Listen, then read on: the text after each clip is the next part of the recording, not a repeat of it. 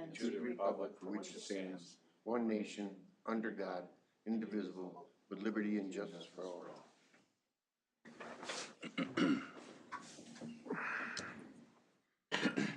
Assuming everybody got a chance to look at the agenda, if there's any changes that need to be made. If not, I'll look for a motion to approve the agenda. So moved. Second. Okay, the motion was approved to approve the agenda. Moving on to the consent agenda. Was there any questions that any of the council had on the consent agenda? Nope. Okay, I'll look for a motion to approve the consent agenda. So moved. Second. Okay, a motion was made by Councilmember Bass and seconded by Councilmember Wolf. The consent agenda is approved. Number 4, city engineer project update. Matt. Yes, the only update I have is bid opening for the 2023 CIP project is this Friday at 10 o'clock. Right now it's looking good. We have 15 bid holders. So I think really moving it up 3 weeks was huge. I think that's going to help, and hopefully the numbers come in where we want them to, but that'll be at 10 o'clock this Friday. Okay, great. Thank you, Josh. That seems like more than usual over the past few years, doesn't it? 15? Yep, Yeah. 15 is a really good number. For a low bid somewhere? I hope there's some good ones in there, yes. Good.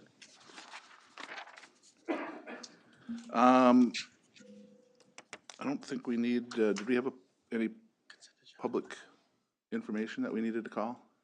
Nope, you're just inviting the public to speak. Okay, is there anybody with, either online or in the audience that wishes to address the council? Hearing none, we'll move on.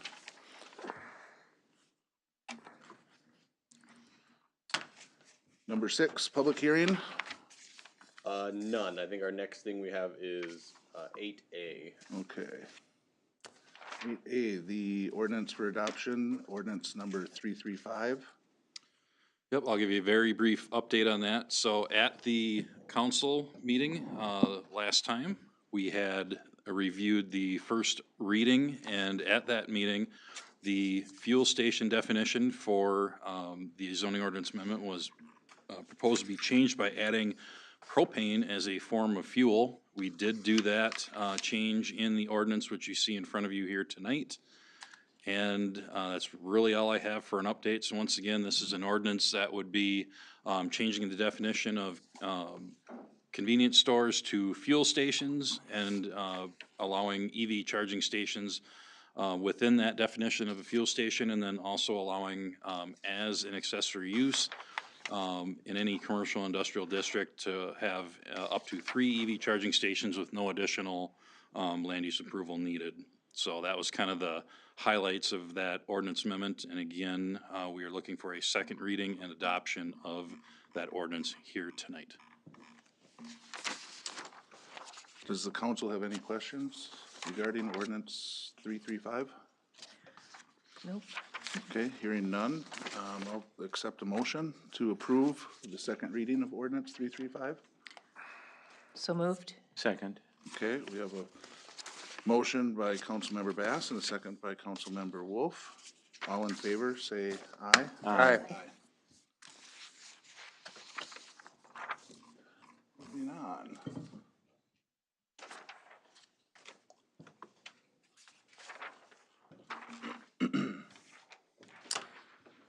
Number 9, the resolution to approve sale of lots 1, 2, and 3, Block 3 of New Prague Business Park, 11th edition, which is resolution number 2302-21-02. All right, I can take that and give you an overview.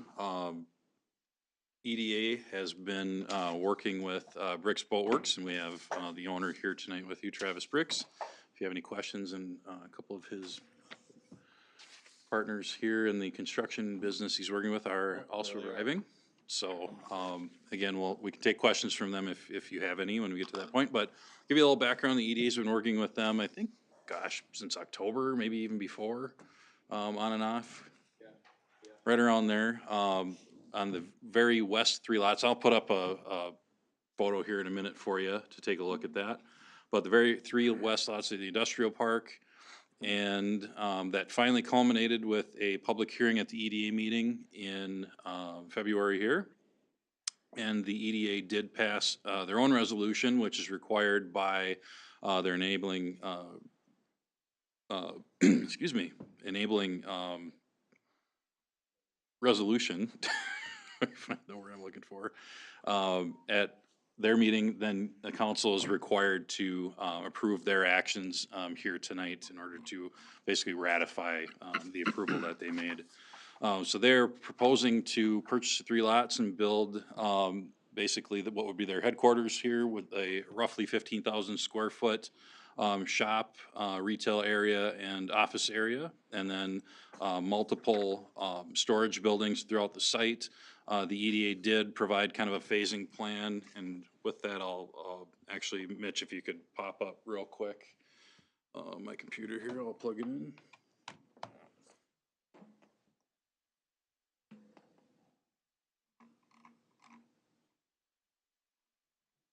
What that's doing.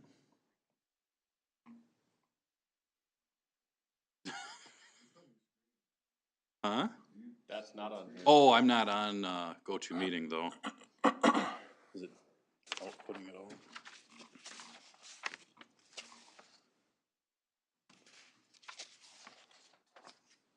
Who's messing with stuff?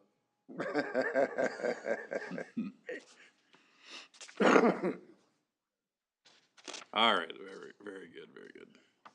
So you can take a look there. So again, these are the 3 western lots in the industrial park. They are also purchasing approximately 4 acres from the landowner to the north of the industrial park to make up their full site. But you can kind of see, hopefully you can see where I'm outlining the property that they're buying from the EDA. Here is the southern portion of what's showing in the site plan. But ultimately, we'll have a buildup of 7 storage buildings with the main office shop area there on the southeast corner of the site. The initial phase will include the main shop and then the 2 buildings along 6th Street. Phase 2, within 5 years of the purchase date, will include the building in the very east end and the building in the very west end, basically inset from 6th Street. And then the remainder of the 3 are required to be built within 10 years of the purchase date. So a couple of contingencies that they have on the purchase agreement, which the EDA had approved in the purchase and development agreement, was contingencies on platting, annexing the land that is being purchased from the property owner to the north, and then gaining land use approval and for the conditional use permit for some exterior storage. And then finally, contingency that they can get financing through the Small Business Administration. So those are the items there. We do have an updated rendering here for you that includes a slightly modified wainscoting material of some LP Smart Side board and batten material. So this provides that look along the bottom 4 feet of kind of the shop area along the public roadway at 6th Street, and then 8th Avenue on this side of the building. You can kind of see where I'm pointing, and then the remainder of 6th Street here, and that goes up more than 4 feet, but again, meeting the requirements of what the EDA had discussed, other than adding that slight change for the LP Smart Side board and batten instead of Brickstone or EFIS material that the EDA had heard. But in a nutshell, that is their plan to be under construction, obviously after contingencies clear here yet in 23. I don't think I have anything else to add, Josh, if you had anything more to note. I don't think so. They've been really great to work with throughout this whole thing, and so my hats off to them of being very easy to work with. So, Does any of the council members have any questions? I do not. I guess so the nature of the business is boat storage and boat repair, is that correct? yep. And then, is there any limit of the number of boats that can be placed on there? We don't have a limit on that. So one of the things that the conditional use permit that'll be coming forward is, I talked a little bit about the phasing of basically the southern portion of the site that is in the purchase and development agreement. The north site would be long-term boat storage. I don't know if you have an idea of how many you can fit in there. We haven't gotten to the details of the conditional use permit application yet, but that would be intended, obviously, during the winter season to have boats wrapped in, I believe you had mentioned a white, wrap, and, those will obviously be removed, seasonally when they're, in season to be used, so. Sure. And And definitely. they, Oh, sorry, they do require screening around the, portion of the building there, so they're not just, generally open to the view of the public. And that was kind of how we thought about the phasing of all of this, just screen it as much as possible by phasing the buildings in around the outside first Okay. to help create those natural screening areas. But ultimately, there could be, when all those buildings are done, there could be boats in every building. Those buildings could be full, or are they all? They will be full. Okay, and then plus the boats that you'd still have that back storage area? Correct. Okay. Yep. What kind of screening are we talking about? Cause I know that our screening for the other truck park, as you come in on 21 across the street, basically, these guys didn't quite work out as well as we would have liked right away. It will grow Oh, in. yeah, 20 years, we gotta look at detached trailers, and Yeah, so as we the- come into town, we got this beautiful town, and all of a sudden you got these, The best example I can give of how it eventually fills in is a 20-foot wide, green belt, we call it. If you look at First Avenue Northwest across from, Chart and the single-family homes there, you have kind of let's just say a zigzag or a, alternating row of deciduous and evergreen trees. We haven't got again, to the details of exactly how they'll propose that here with the conditional use permit, but, obviously it takes some time for those to grow up, from the 6-foot minimum that we have in our ordinance, but, And that was also the thought of the white boat wrap, eventually getting that way, cause generally your boats will be stored during the winter, and with white boat wrap and snow, it'll naturally kind of disguise much of itself. okay. And it's funny that came up, because every time I drive by it, I think of those little tiny saplings that. I measured each one of them in there. I was wondering if we shouldn't up that ordinance for, We definitely could, but as of right now, it's how it's written. Yeah. So this might be a silly question, and I think I know the answer to it, but I'm gonna ask it anyway. When the boats are stored, on the outside, all gas and oil is drained from like outboard motors or inboard motors? Well, I can, Yes, absolutely, feel free. so in the wintertime, when the boats are stored, with the boats that are in this age where we live in now, basically it would be the same as like your car. So there is oil in the motor, but we're not storing, $15,000 boats. These are $75,000 to $100,000 boats that they're not gonna leak. Okay, I think the day of the old two strokes and stuff like that are pretty much all done. Our clientele that we have now is high end, and that's why I'm going after this type of facility to basically, take care of that. okay, yeah, and the question was just related to anything seeping into the ground. No, So- no. I mean, we try our best. Sure. If we see something that would be leaking or something like that, we would catch that during the phase of when we're winterizing Winterizing, boats, and take care of that problem at that time. Okay, basically. great, thank you. so, I just have a quick question to Josh's, point that will they be all wrapped in white, or, cause I've seen blue before, I've seen, Yeah, actually, it's kind of funny because I mentioned this to these guys, that Scott County actually has an ordinance okay. that is all white. Oh, good, okay, So if you do see blue, they're kind of breaking the law. okay. So- I wasn't aware of that, and the Yeah. place I was thinking is actually not in Scott, it's more in LeSueur County, but. Yeah, yeah. They have different The blue's colors the blue's a little cheaper, so that's why they use that. Okay. But we've used white for the last 20 years. Okay, great, Thank you. thanks. Ken or Josh, I just had a question about the purchase agreement. Is there a date where the contingencies must be satisfied or the purchase agreement is terminated? Yes, I believe we did. It seemed, I'm just just not spotting where that is. I see the contingencies are stating the, until they have been satisfied, but I'm wondering if there's a drop dead date or anything. Give me 1 minute here. I believe we do have that date. 1 second.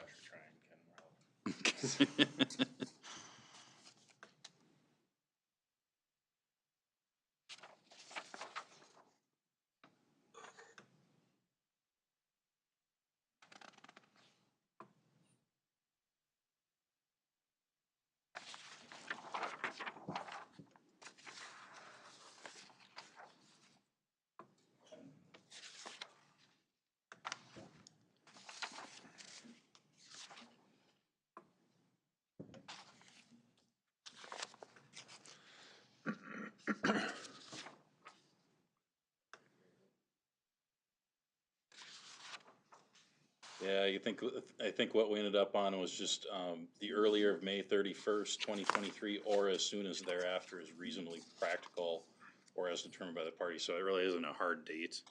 I think we had written it that way because we have an application that we have, as of last week for the conditional use permit, the plating, and, the annexation, and you can sometimes run into little hiccups with the state on the annexation, so that was, I think, a part of the unknown of not wanting to necessarily put a hard date on that.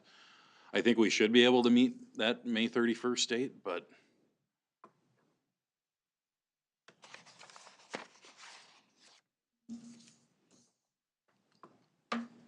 we actually should be done with all the land use stuff, I would think, in March into the first week in April, if everything goes well.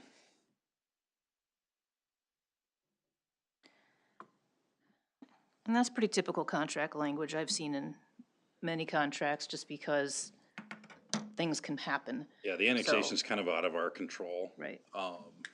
Yeah, I think the reasonableness is okay. I've, at least on my commercial, my experience is you normally have some kind of a date there because if it extends past a year or 9 months or something, because of other issues that are unrelated to the actual project or something that might Yep. come up or something like that, that leaves both parties hanging, basically, and when the purchase agreement is in place, it obviously affects the city ability to do anything. But- Correct. So I'd be more comfortable if we had a date in there, but because the closing date isn't even a drop dead date because of that reasonableness thing too, Right. so I'm not gonna, I just wish we had that, and I'm not going to say we need it before we approve it, because we're so far down the line here, but, Well, can we add it now at this meeting within the You resolution? could, yeah, I don't know, what As do you, part of what do the you, motion? what seems palatable to you, Bruce? just anything out there, 9 months or anything more than you need, and it's really to get the situation where there's very extenuating circumstances that cause the situation not to proceed as far as not taking action to get the SB loan or it gets dragged on or something like that. And something that's more than they're comfortable with is what I would say. Yeah, I would say maybe we just set a closing date of, I don't know, September 1. Or, I don't know why we wouldn't be able to get everything done by then. Well, I think it's more the contingencies waiver. That's what I'm saying, that we won't close until the contingencies are done. So that's where I'm kind of looking to just simplify it with a hard date of, maybe it's September 1, I don't know, but we should be able to have all contingencies done, have the closing scheduled, and not have it hang out there for too long. Well, being caught in semantics here, the contingencies is one separate issue, and you don't have to have the contingencies satisfied to close. They can say, well, I'm not gonna get an SBA loan, I'm gonna get a conventional loan as an example, and still wanna close, so that it's, when are we gonna have them? When are we gonna agree that the contingencies have to be met? Is the closing is gonna occur that day or some day after that. So to me, it's just a safeguard, but it, I'm not gonna upset the apple cart here by, I don't think you're upsetting it. I think it's probably a good idea. Maybe just even December 31st of 2023. Sure. Give them to the end of the year. I mean, that would be about your 9 months, which is, is that something, is that a, is that something workable? it's workable, yeah. Okay. Whenever you're dealing with outside issues, like you said, annexation and things like that, some of that stuff's out of our control, your control. Right. But at the same time, we need to have a way to manage the process. And So just add that in when we make the motion for the resolution? Yeah, we can, it'll be added under section 3.6, likely under the, if you want to tie it to the contingencies, Bruce, is that what I'm hearing? yes, that is section 3.6. Okay, we can definitely do that. But it needs to be part of the motion. Yeah, I would say have the motion to add language into section 3.6 with the contingencies to be taken care of by 12/31 of 23. Does anybody have any other questions they'd like to get answered? If not, I'll look for a motion, maybe from Bruce, since the contingencies.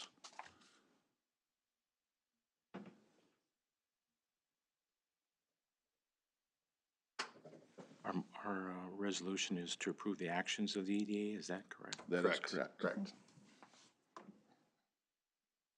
So I'm not sure how you word that, since we're,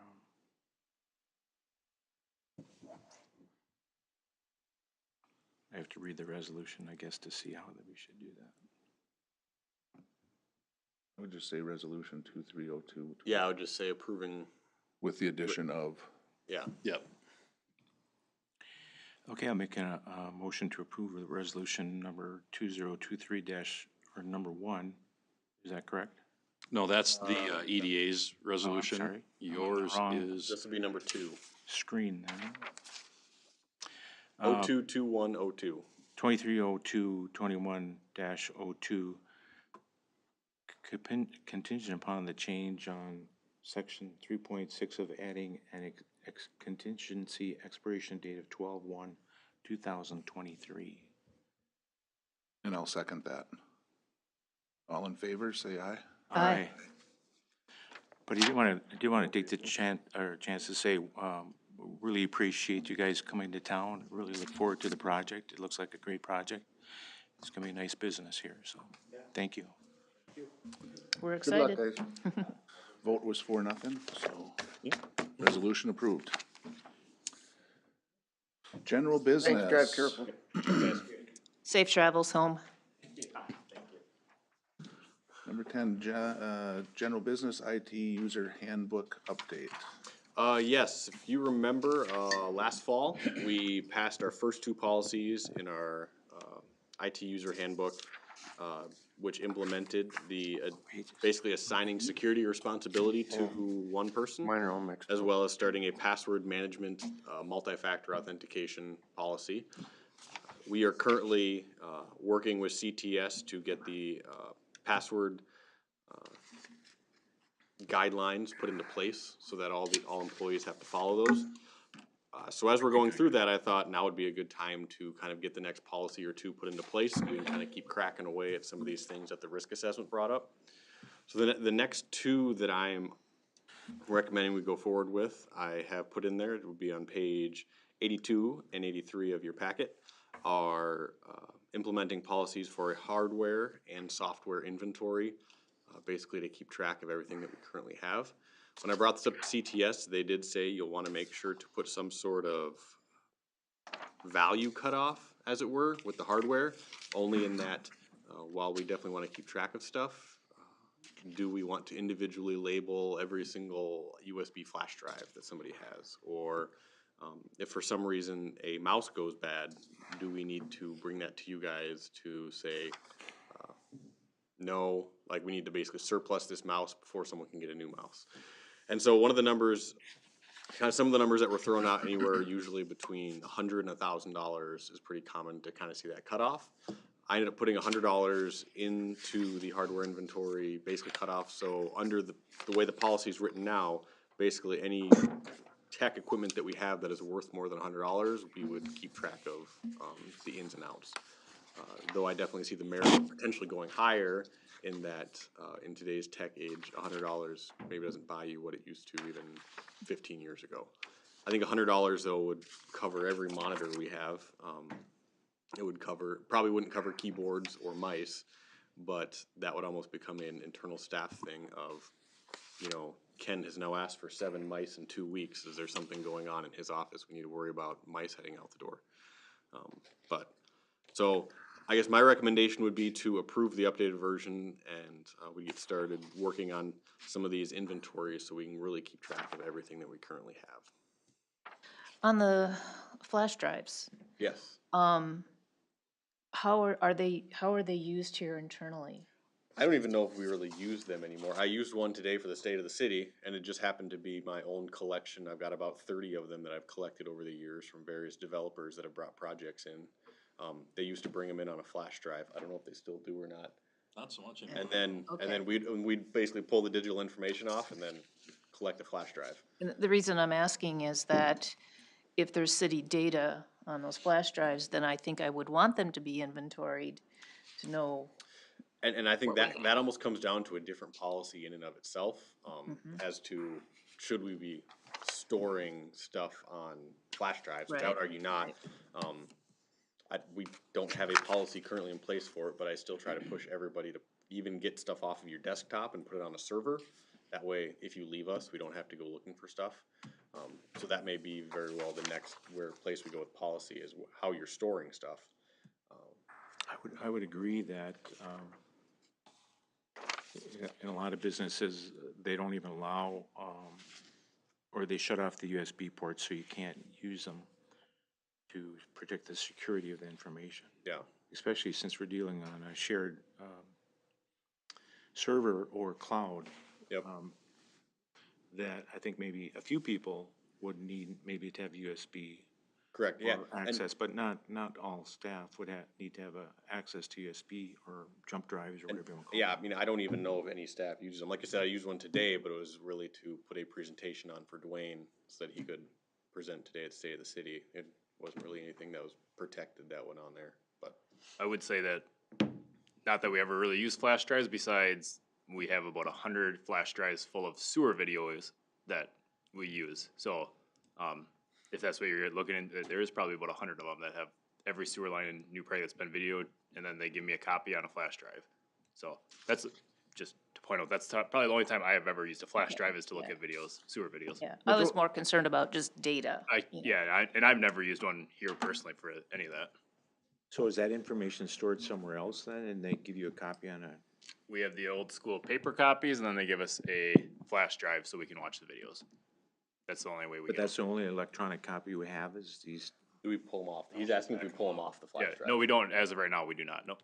But yes. Well, I think that to-do list would be get that transferred Yep. to a backup hard The drive plans or are, something. how we have every sewer line now, GIS'd, is to add that flash drive or that video to that section, but we have not got to that part yet. Okay, So- I'm just concerned you might lose it in the meantime. But Yeah, we can definitely take care of that. And I think that would just be a different policy on how staff saves Data. for security reasons data. But yeah, this one in particular is just what inventory of hardware, aka microphones, laptops we're doing, and then software. I don't know that we have this level of risk, but the risk that as far as people taking things on jump drives is really customer information. I don't think we have staff access to that information. We probably have a few staff members, That's the part where I would Specifically limit that would have limit the access to ability that. of someone to have access to a USB port or something. But everything else that you deal with is pretty public information that if someone puts it on their jump drive, leaves it in their home, it's not really an issue, but correct. if you have someone that wants to take a list of all the And people that live on Pershing Avenue and put it on a jump drive, that would be a concern. And that might be a larger security question for CTS, only in that, I mean, in this day and age, if you shut off USB ports, someone could say, okay, well, I'm just gonna copy this and drop it onto my personal email, or put it into a Dropbox account or something like that. Right, but then you have forensically, you can go back to your computer and see what that person I actually suppose. did and say, okay, now you've got a data trail. That's for it. true. A USB port, it's hard to say, well, who did that to my computer? It was somebody else that did it. Yep. And that's what, our experience with it was, Okay. is you got Yeah, I mean, that's definitely something we can take a look at for the next policy implementation. I'm trying to remember, it's been so long since I signed up, but the utility payments just automatically come out of my checking account, so I must have provided them with a routing and checking number, right? I mean, Correct. I can think of probably 3 employees who may have access to information right now. okay. And would know where to find it. I mean, I would guess that I have access, I just have no idea where to look for it. But you'll talk to CTC about, CTS, yeah. what is it? So yeah, I guess right now I'm just CTS. looking for approval on the inventorying of hardware and software. Any other questions from council? If not, I'll make a motion that we approve the inventory, or hardware inventory and software inventory change to the IT user handbook. Second. Second has been made by Rick. All in favor, say aye. Aye. Hi. Passes 4-0.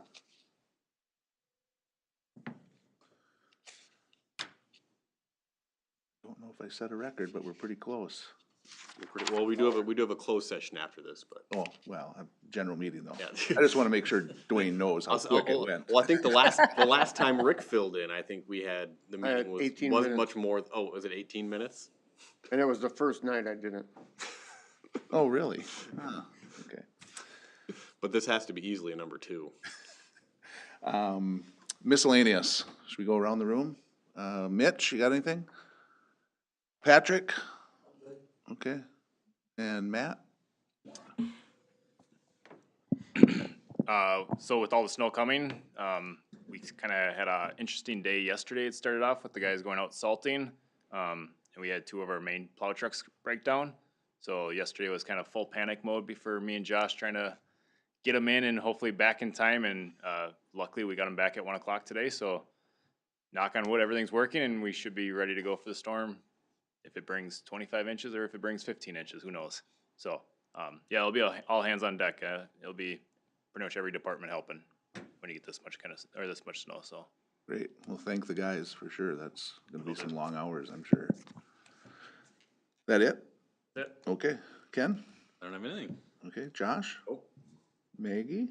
I did have someone ask me if the city was thinking about a composting site for kitchen waste, fruits and vegetables and, things of that nature. I can give you an update on that. Actually, we have an application into Scott County Environmental Services, and we very likely will get funded for the grant, which will fund a little collection, basically a fenced-in dumpster, as it were, up at the yard waste site. And also some of the other funding we applied for was actually a camera at the yard waste site, so we could get everything monitored.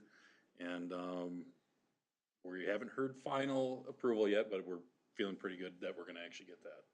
That's fantastic. There is a nonprofit, it's called Brass Tacks. And the executive director and I spoke briefly today. And she would like to provide education to individuals about, how to use this composting site. So we might get some more information on that, but it would be groups of people, maybe churches or school or just, you know, where you can get a large number of people together to understand really how this works and how it will, you know, save a lot that ends up in Yep.